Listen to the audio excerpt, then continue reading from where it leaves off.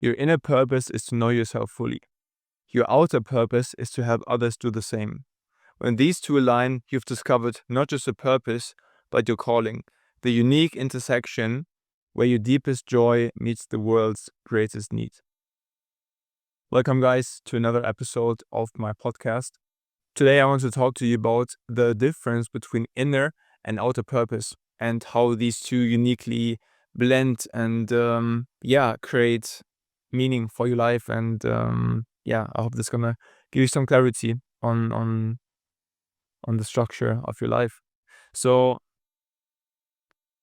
if we look at how we're made up, right? Mind, body, and soul, your mind's job is to make sense of the world, to create this identity, to then also be able to determine and put yourself in relation to everything else and gain clarity and understanding and knowledge of who you are and what your role is, what your job is, and what you're here to do essentially.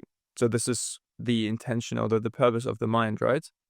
And then on the other hand, we have the soul, and the soul's purpose is to fully express itself, right? So your job as a, let's say, just call it a point in consciousness, right? Your job as this point in consciousness is to combine the two, right? It's to mentally become aware of what that thing is that you're trying to do and express your soul's mission, your soul's purpose. And in a sense, you could even say that the job for you as a point in consciousness, also since the chances are high that you might be identified more with your mind, it is to become aware of that deeper purpose, that inner intrinsic thing. So here we can already see that there's two different purposes at hand. One thing is the purpose that the mind is creating, and the other purpose is that intrinsic purpose of the soul, so to say. So this brings us to those two different areas and dimensions that I want to touch on here with you today. So knowing your purpose is literally one of the most important things that you can ever find clarity on, right? So many people are overwhelmed, uncertain, confused about what to do with life, right? They don't really feel this sense of passion and excitement for their lives. They feel like they're just going through the motions. They're in a rut. They're stuck in the mud. They don't really feel, passionate about life itself. And oftentimes also struggle with making decisions, right? They don't really know what they like. They don't really know if this serves their purpose or if all of this serves them overall. And overall fall into shiny object syndrome, right? And are all over the place and really lack with clear and intentional and directed focus. So I mean, in a sense, your purpose is the meaning that you give your life, right? Or that thing that you're here to do. And this has a tremendous amount of benefits. So, which I will get into in another video. So, since we've touched upon the difference between inner and outer purpose, right? So we can say that, in a sense, we live in this dualistic world. We have the yin and the yang. We have the masculine and the feminine. We have the inside, the outside. We have the above and we have the below. Hot and cold, left and right. Right? We live in this duality. So there's also two purposes that come with that. Since we are in this dualistic relative world, and the two areas that I've come up with, and I was doing some research before this video, and I also saw that Eckhart Tolle was writing on this, is your inner and your outer purpose. So let me get into that and explain that and what that actually means. So your inner purpose is, simply put, your being. It's self-actualization, it's awakening, it's quote-unquote making the best out of your own life, maximizing your own good. Everything that's focused and directed towards you, yourself, you as this body, mind, and soul, you as this entire being that's sitting on the other side of the screen right now and is watching this video and listening to my voice. This is your inner purpose, is focused on you, right? This is your primary purpose. Everything that's concerned with yourself. So you could also say that since every single person wants to make the most of their own lives, and wants to elevate and grow and develop themselves, the question is also, what is the ultimate inner purpose, right? What is the ultimate thing I can do for myself? And the ultimate thing that you can achieve, I would like to just pause here and reflect this question back to you. What do you feel? What do you think is the ultimate thing that you yourself can achieve for yourself? Not for the world, not for anyone else, but just for yourself. What comes to mind for you? And the ultimate thing, right, is to awaken to your true nature, to your true essence. We don't necessarily measure the development of a person by their age, by the amount of followers they have on Instagram, by the monthly recurring revenue that they are generating. We measure the development of a human based on the amount of love that they have in their heart, right? Or based on the level of consciousness that they have stepped into. So this is what it's truly about, right? Everything else, followers, whatever, a six-pack or money, like all those things, these are more, I mean, these are nice side quests, right? And they are definitely truly intrinsically part of this human experience.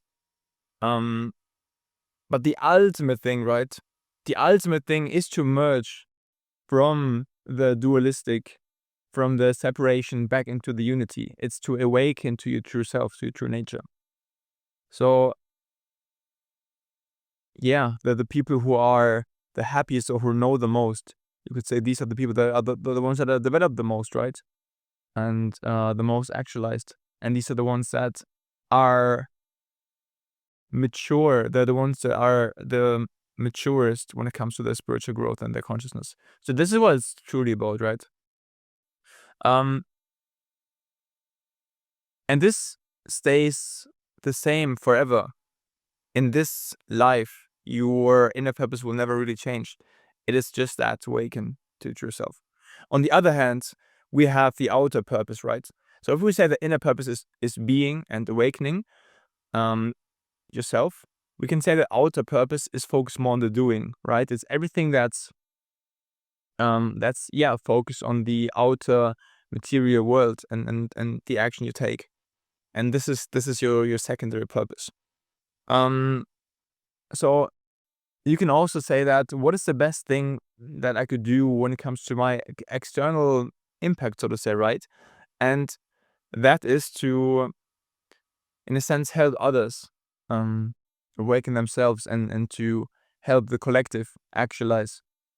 So the best thing that you can do for, like, with your entire life is to elevate yourself and to also elevate others and to create the opportunities and systems and manners or possibilities for others to awaken as well. So you could say that there is a you could level up the collective also on 3 different levels. Let's say for yourself intrinsically and personally, you can level up on when it comes to your body, mind, and soul, right? So you can level up your body through going to the gym. You can level up your body by exercising, by running, by doing yoga, by becoming more flexible and overall healthy, right? Due to the food, nutrition you take in, the places you might live in, and your mind. you sort of actualize that through peace of mind, inner clarity, joy, I would say. Like emotion can be put into the category also, and overall wisdom and knowledge, right? And then you have the soul aspect, which is more of that awakening that we've been touching on, and connecting to your soul, to your guides maybe also. And then how could this be applied for the collective and for your outer purpose? If we look at the collective also in this trifecta, right, in body, mind, and soul, what might be the things that constitute to those three levels here? So when we look at the body of the collective, we could say this is the planet, right? Or this is the infrastructure. These are the materials in a sense that help society live and be that vessel that allows humanity to thrive. So for us personally, our body is that vessel that helps us thrive, right? And helps us move through the world. And for society, it's quite similar. It's the physical things that helps society exist in the first place, and then also thrive. When it comes to the mind of the collective, you could say this is everything that is related to culture, right? Societal norms, rituals, rites, stereotypes, beliefs, assumptions. These are all the things that are that make up the mental sort of aspect of society, and this is something for you to focus on potentially also. And then lastly, we have the spirit or the soul aspect, right, of society, which can be seen as the collective consciousness, or potentially also the unifying vision that society and humanity is striving for together. So you can already see that there are many, many different things for you to focus on when it comes to the outer purpose. And overall, the shift is, when it comes to the outer purpose, is to maximize the good of humanity, right? And shift from maximizing my own good to shifting the good of society as a whole. And what's really interesting is also that the inner purpose, as I mentioned before, it's not subject to change. This will be your core primary purpose for the rest of your lives, whether you know it or not. On the other hand, your outer purpose, the thing that you do, your mission in a sense, this is subject to change, and it can also change from person to person, right? Every single person in the world has that core primary purpose of awakening, whether or not they're really conscious and aware of that. And so that's, the core unifying purpose that every single person has. But then when it comes to the outer purpose, they're doing their mission. This is highly different, right? People are working all sorts of jobs and have sort of this subscribe to all sorts of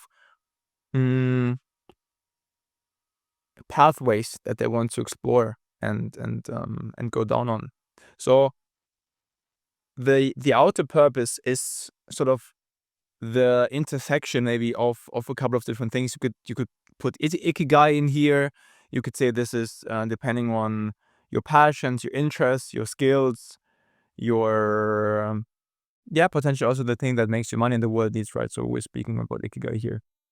And maybe to summarize this, and also the combination of the inner and outer, how Eckhart Tolle is describing it in his book In New Earth, is that the outer purpose, or he's actually looking at it from a more universal standpoint, right? So he's saying that the universe is the macrocosm, and you yourself are a perfect replica. You are the mirror, right? You are the microcosm of the macrocosm. So since you have an inner and outer purpose, also the universe has this inner and outer purpose. And the universe is, this is so beautiful, so philosophical. The universe's outer purpose is the creation and experience of form. right? And matter. And the inner purpose of the universe is to awaken to the formlessness, to the formless existence. So outer is creating things, creating stuff, the interaction, the play, the drama, the unfolding, all of that is the outer purpose of the universe and also of yourself, right? Of you as a person, you watching this right now. The outer purpose is you're doing, your creations. It's those life stories, those relationships, and everything physical and tangible. And then your inner purpose. This is your deepest soul's craving, right? Um, the awakening of that formlessness and of your true nature. So, yeah, I'm gonna let that sink in with you now. So, this brings up a couple of questions. How do these two relate with each other, right? And which one should you focus on? Which one is more important? How should you start, right? So, the beautiful thing is that you can now sort of say that you actually have perfect clarity on your purpose, right? You cannot tell me or tell anyone, tell yourself anymore that you don't know what to do in life because you have perfect clarity on what it is that you should or could or allowed or are allowed to or can be doing, right? At least one spectrum, at least one half, you're perfectly certain on that. And this is to awaken, to become your highest self, or to realize that you are your highest self right now. And yeah, so this is a core thing already, right? This is a core and an important thing to keep in mind. But then, and also, I would like to ask you this question: how does this feel? How much does this resonate? Is this something that you feel is true? Is this something that that you already knew that this is your purpose anyways, and you had this sort of distinction between in and outer, and you knew that awakening and whatever is the highest thing for you to pursue anyways? Or is that something new? Is that a new update or a new news and insight for you? And also, just because I'm sitting here and telling you this doesn't mean that you have to accept it um, just like that, right? It's up to you to decide. I'm just sort of sharing my truth and thus also probing you and allowing you to reflect and to take for you what feels best and what feels right for you. And this is something that feels right for me, which is the reason why I'm sharing it, and which is also the reason why I feel that there might be other people who might resonate with that and who might be intrigued by those concepts and ideas, and that might be helpful for you. So let me know, or yeah, let yourself know, and maybe take a second to pause the video now or to reflect back in general on this afterwards. Is this something that actually resonates with you? Do you feel that your core, your primary purpose is to awaken, is to develop spiritually as much as possible? Is this something that's resonating with you? Is that something that you aspire to? Mm, yeah. So that's the one thing, right? The other thing, when it comes to the outer purpose, this is in a sense the struggle that people are struggling with most, right? It's sort of an easy bypass to almost also say, yeah, your purpose is to awaken. Now you shouldn't have any more questions because your purpose is quite clear. And in a sense, this is too easy, right? Because this inner purpose of awakening is inherent and intrinsic to all of us. So it's not hard to find it to figure it out. In a sense, you have been on this path anyways, whether you're conscious of that or not. But it's happening. You cannot stop the awakening process itself. You can slow it down, but it's inevitable and it's happening. So, yeah, when people are saying that they're struggling with knowing their purpose, it's more struggling with the idea of what am I here to do, right? And this already implies what am I here to do, not what am I here to be. right? The being. We're talking about the outer, which is the doing. So people are struggling with knowing what they're here to do, knowing what they love doing, knowing what they enjoy doing, knowing what they would be good at doing, knowing which what change and what impact they want to bring into the world. And the fundamental question and confusion or lack of clarity that's present there is lack of clarity on yourself, right? If you don't know who you are, if you don't know your passions, your skills, your values, what you stand for, your ambitions, your dreams, your overall big picture vision and imagination of the world, how would you be able to know what kind of outer creation to contribute to, right? Because the outer creation, the outer doing, everything is with the intention of creating some ideal world, right? Some better world. It's everything outer, everything doing is focused on making the outside world better, and the primary inner purpose is to make yourself better, right? Your deepest essence, or better meaning more conscious, more aware, more loving. So the fundamental question or the fundamental struggle here is that, and this is also the one that we'll be addressing more on this channel and stuff, but the fundamental question here is, what do I want, right? What excites me? So yeah, that this is sort of yeah, a big question that people have. And you could also say the outer purpose should fuel the development of your inner purpose, right?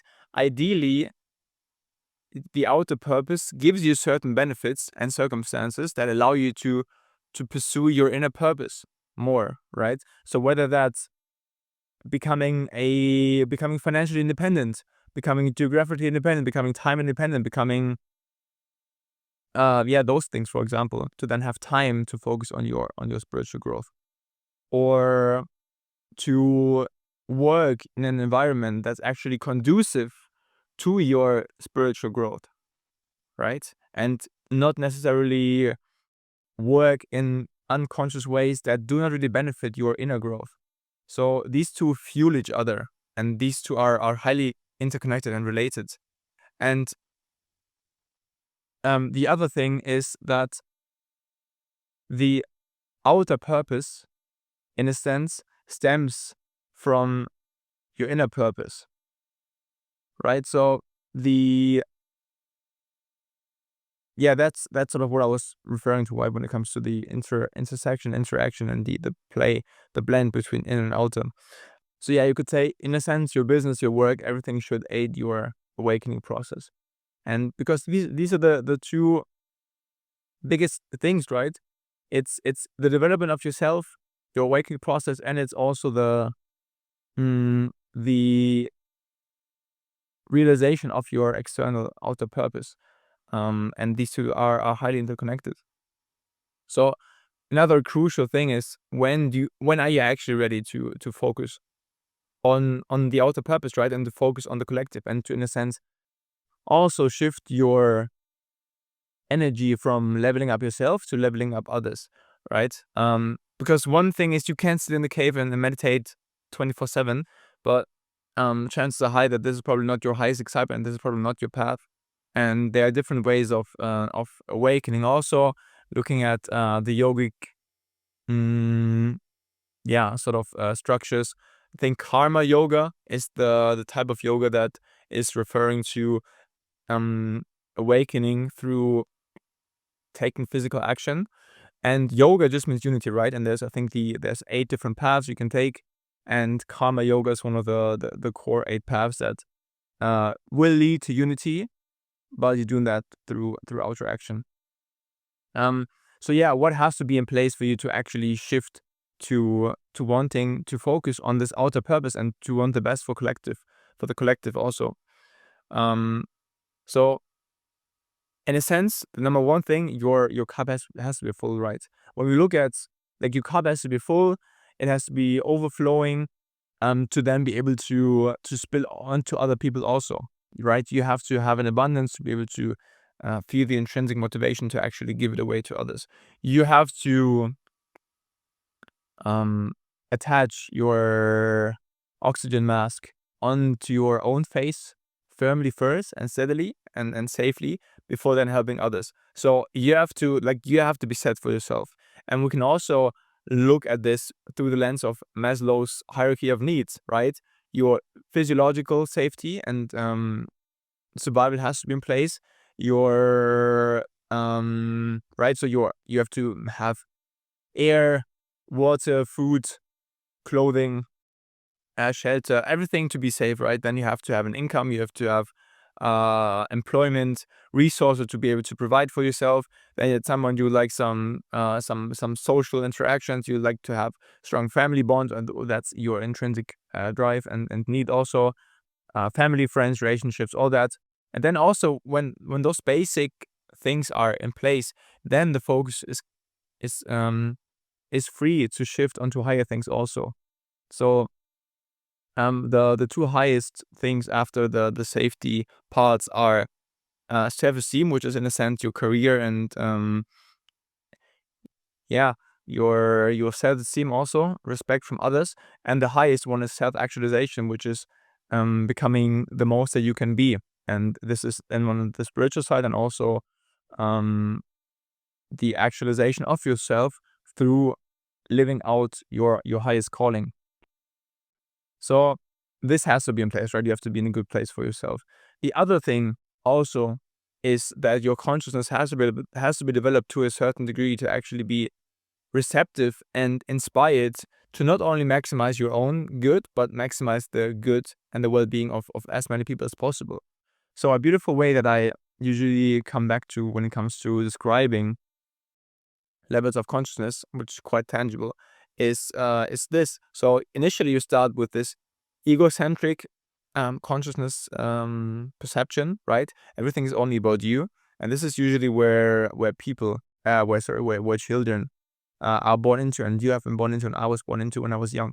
We only cared about ourselves. We didn't even know that something else existed out there. We thought that we are the center of the universe, and everything else is just every other person will also see reality as we are seeing it ourselves. So there's this fascinating study in which children were shown a ball that has two different colors. One side was green and the other side was red. So the kid was shown at like 3 years or something. The kid was shown the red side of the ball, and the doctor, the one that did the experiment, was on the other side, standing adjacent or standing in front of the kid, and thus saw the green part of it, right? And then the kid, and before the kid was also shown that this ball has these two sides, red and green. So then the kids, when asked, what color do you think the doctor is seeing? The kid said, yeah, it must also be seeing red. So the kid assumed that since it itself saw the red side of the ball, that also the doctor must be seeing the red side as well, right? So this is the perfect definition and example of this egocentrism, right? This focus of everything is about me. My perspective is the only valid one. And then I think at age 7 or something, these kids were asked again, and then this separation between self and the world has happened. Then when children were shown this ball again, they could correctly identify that if I see red and this ball has two colors, then the person in front of me must be seeing green. So this is when you can say the kid or the child has shifted from at least egocentrism to ethnocentrism. So now their consciousness, which consciousness for you just, it means in a sense the radius of empathy, you could say, the amount or the circle of inclusion, the circle of people that you care about. Egocentrism means you only care about yourself. Ethnocentrism means you care about a certain group of people, right? So that can be your religion, your country, your family, your friends, your school group, whatever. but it still means I don't care about everyone. I'm identified with being a Christian, for example, or a Muslim or a Jew.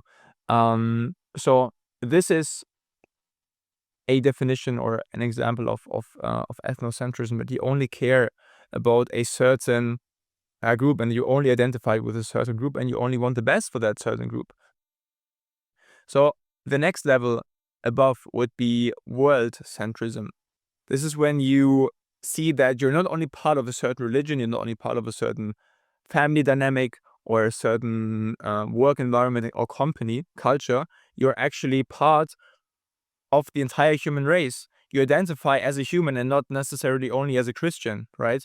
And the funny thing is also, since you identify on the deepest level, you identify as a human, and in a sense, what starts to happen is all those boundaries and barriers that you've set up in yourself mentally, and those separating definitions and putting people into boxes, this is starting to fade away.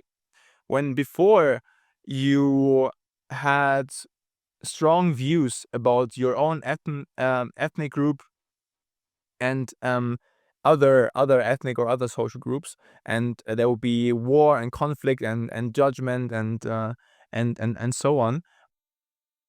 Whereas now you have sort of come to really see who you really are and expand your circle of compassion, empathy for not only people who fit a certain criteria, but for people who at least now fit the criteria of being human, which is on this planet, this every single one of us humans, right? So you are increasing your level of consciousness, and you have not only love for certain types of people who fit a certain criteria and category, but you have love for every single one, and you identify as being part of this greater whole. And what is interesting here is also that you can directly look at a person's actions or words they say, and can thus gauge and determine the level of consciousness. Every single person that's attacking someone else, and I mean the most evident and prominent example is war, right? Every single one, and I mean Putin, for example, right? Since he's attacking another country and is harming and killing other people, this is an obvious example that he doesn't have love for those people, right? In Ukraine, he has love for Russia and for this group, which is why he does the best for the best he thinks for this country, but he doesn't want the best for Ukraine.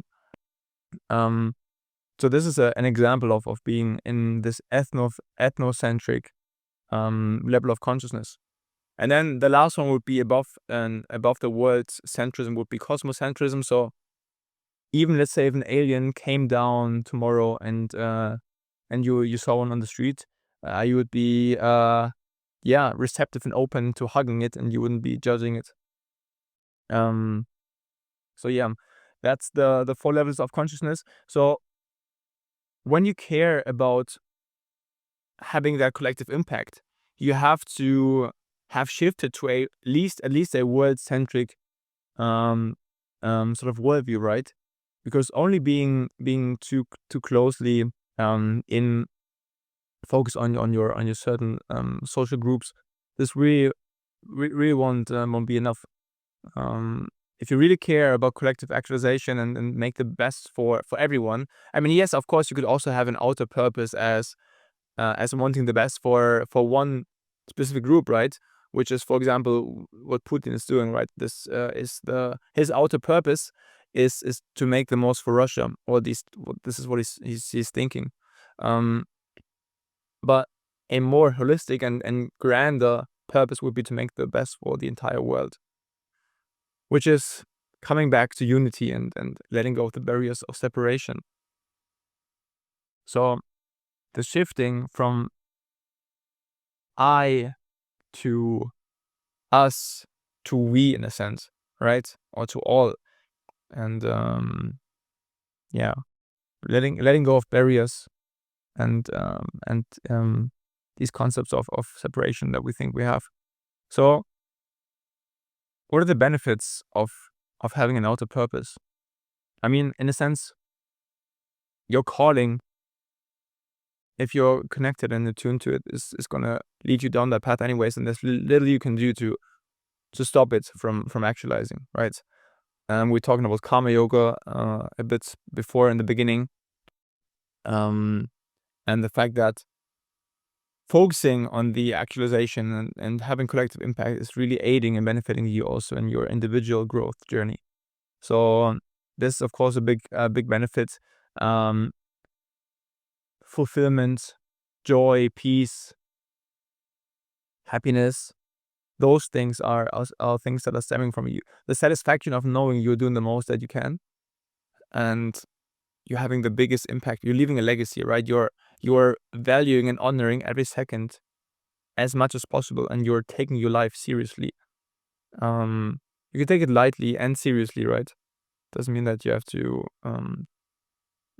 be overly rigid about it, but you take it seriously, right? Really honor the immense gift that you've been given. And then of course, for the collective itself, this has tremendous upsides, right?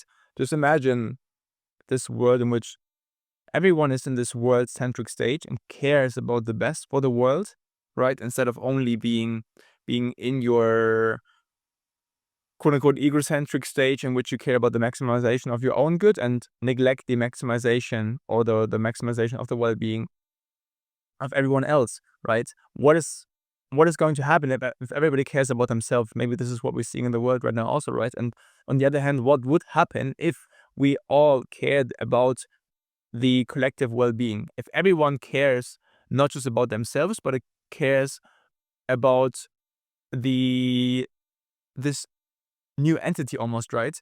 It's not you and I, it's us that we care about, right? And this us becomes more important than the you or the I, right? If the us is doing amazing, you and I are doing amazing. If I'm doing amazing, you're not, then the us not doing amazing, and vice versa also. So the us, in a sense, shifting the focus away from us, paradoxically and somehow funnily, helps us become more happy, right? Not focusing on our happiness, focusing on the happiness of others helps us become more happy and enjoy and joyful and fulfilled and stuff. So how do you find your outer purpose? Well, we mentioned Ikigai before. In a sense, the way that I like to imagine it is, what is the outer dream world that I'm imagining? And then go work to create it. I can imagine my inner dream world, right? The highest version that I'm imagining for myself, and I can work towards that. And when it comes to my outer doing, what is the highest, the best, most sophisticated, most advanced, most loving, most exciting version I can imagine of the world? And then go work to create that, right? And there's so many things that will come to your mind once you gain clarity on how would I love to shape the world, or how would I love it to look like? Yeah, if you this is an amazing exercise for you to do also, like, what type of world would excite me, and how can I contribute in making it a better one? And then there's definitely also so many ways for monetizing it, which is crucial for you to actually keep living your purpose and keep actualizing. So monetization, of course, is key there too.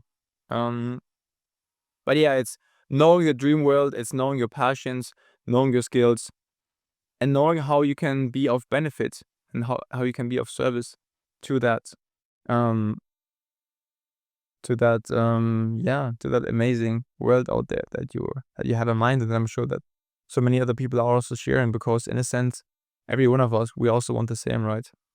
We do want to awaken at some point. Depends on whether or not that's actually relevant for you right now. But yeah, we all want, every single one of us, right? We all want peace and harmony and joy and love and connection. And these are these universal desires almost, right? That every single human wants. So this will never go out of fashion. This is something that, in a sense, has been neglected for a while now, and is sort of coming back into awareness now, into focus with the mental health movement and the new age, I guess spiritual movement, or just this sustainability, right? A bit more intention and consciousness and awareness that's being brought into here. So many things that people would love, and these are universal things that you love, and also so many others. So there's an abundance of things that you could be doing, which I will get to in other videos also. How to actually find an infinite amount of powerful business ideas and projects to do, and ways to actualize the collective and to live your outer purpose. All right, so that's it from me. Thank you so much for tuning in, for listening, for watching, for paying attention. I would really, really, really love to hear how you enjoy this episode. This was a bit of a new format. The first episodes have sort of been just free float channeling sessions in which I was just rambling on and philosophizing. Here I was taking some notes. I was creating a structure before on how to give more value to you. So I hope this was meaningful and valuable for you. If you would like some help when it comes to finding your outer purpose and like getting clarity on that, or you already know your outer purpose but you would like some sparring and some mentoring and some guidance on actually creating it, then I offer one-on-one guidance sessions for conscious entrepreneurs, or for people who want to find their purpose. So if that's something of interest to you, feel free to reach out to me. You can find my links on the channel here. And wishing you an amazing day, and see you soon.